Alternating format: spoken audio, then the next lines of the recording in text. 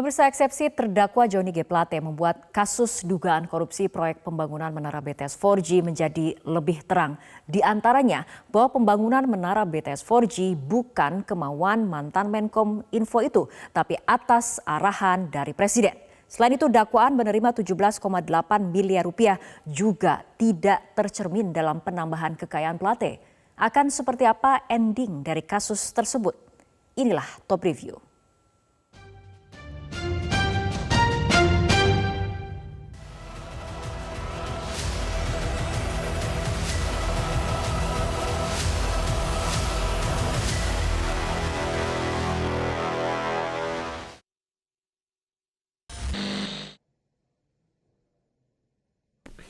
Selasa lalu perhatian publik mengarah ke Pengadilan Tindak Pidana Korupsi atau Tipikor Jakarta Pusat. Hari itu mantan Menteri Komunikasi dan Informatika Menkominfo Johnny G. Plate dijadwalkan membacakan nota keberatan atau eksepsi. Nota keberatan itu ditujukan atas dakwaan jaksa penuntut umum dalam kasus dugaan korupsi proyek pembangunan Menara BTS 4G dan infrastruktur pendukung 2, 3, 4, dan 5 Bakti Kominfo yang dibacakan pada sidang perdana sepekan sebelumnya.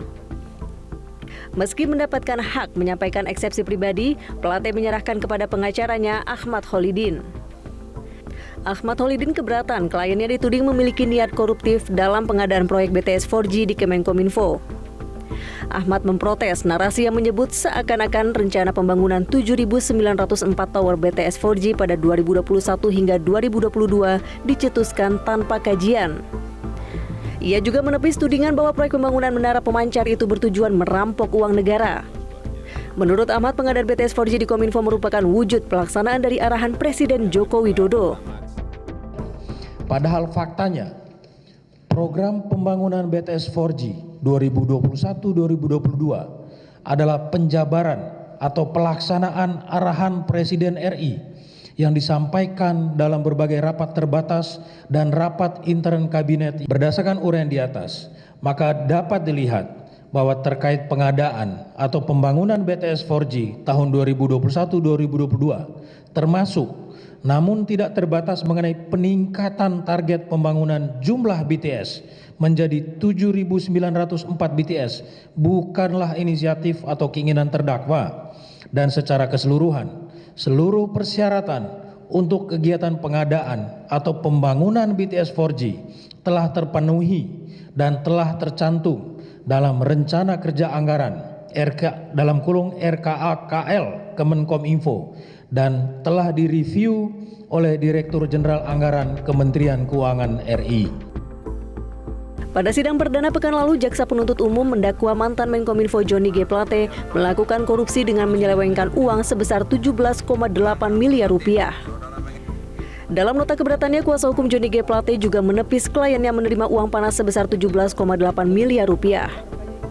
Pasalnya, kekayaan Plate tidak bertambah, menunjukkan bahwa tudingan penerimaan uang itu tidak benar. Bahwa penuntut umum dalam halaman 59 sampai dengan halaman 60 surat dakwaan untuk dakwaan primer dan halaman 122 sampai dengan 123 untuk dakwaan subsidiar telah mendakwa terdakwa memperkaya atau menguntungkan diri sendiri sebagai terdakwa Johnny G. Plate sebesar 17.848.308.000 rupiah. Yang kedua, bahwa selain faktanya terdakwa tidak pernah menerima uang maupun fasilitas yang didakwa oleh penuntut umum dan tidak pernah mengetahui adanya pemberian uang tersebut.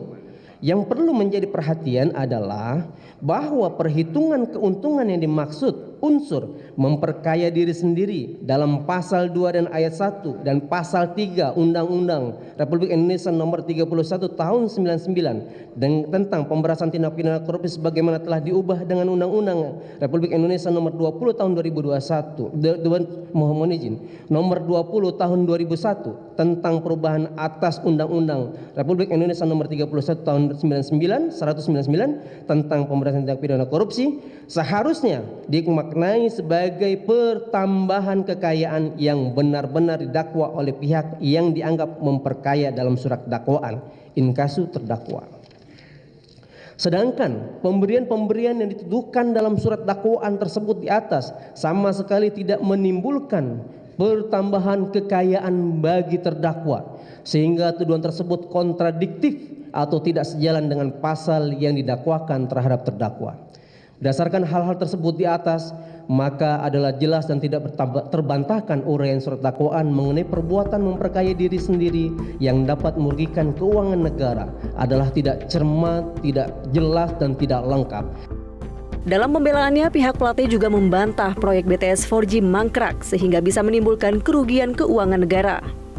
Menurut kuasa hukum Plate, proyek itu belum bisa disebut bikin negara rugi karena kontraknya masih berjalan hingga tahun 2026. Berdasarkan hasil penyidikan yang termuat dalam berkas perkara terungkap bahwa kegiatan pengadaan BTS 4G tidak mangkrak dan masih berjalan hingga saat ini. Mengingat masa berlaku kontrak payung telah diperpanjang hingga 30 Juni tahun 2026. Yang sebagaimana hasil penyidikan yang termuat dalam angka 58 halaman 37 BAP Saksi Insinyur Mira Tayyiba MSEE yang menyatakan, direksi juga menyampaikan bahwa tanggal 2 Januari 2023 telah ditandatangani amandemen kontrak payung yang memuat antara lain memperpanjang masa berlaku kontrak sampai 30 Juni tahun 2026. Tidak hanya itu, kuasa hukum Johnny G. Plate juga mempersoalkan perhitungan Badan Pengawasan Keuangan dan Pembangunan BPKP yang menjadi salah satu dasar untuk mendakwa Plate. BPKP melakukan audit menggunakan perkembangan per 31 Maret 2022 sebanyak 1.112 site atau lokasi. Padahal per 14 Mei 2023 sebanyak 2.190 site BTS 4G sudah selesai dibangun. Dalam kasus ini, dugaan korupsi proyek pembangunan menara BTS 4G dan infrastruktur pendukung 2, 3, 4, dan 5 Baktikominfo, Kejaksaan menetapkan 8 orang sebagai tersangka. Kasus ini juga menyeret nama Dito Aryo Tejo. Menteri Pemuda dan Olahraga ini diperiksa Kejaksaan Agung pada Senin 3 Juli lalu sebagai saksi. Pemeriksaan terhadap Dito merupakan pengembangan keterangan dari tersangka Irwan Hermawan yang menyebut ada aliran dana proyek BTS kepada beberapa pihak, salah satunya Dito, sebesar 27 miliar rupiah. Kasus ini masih akan terus bergulir dan publik menanti agar kasusnya dibuka secara terang benderang.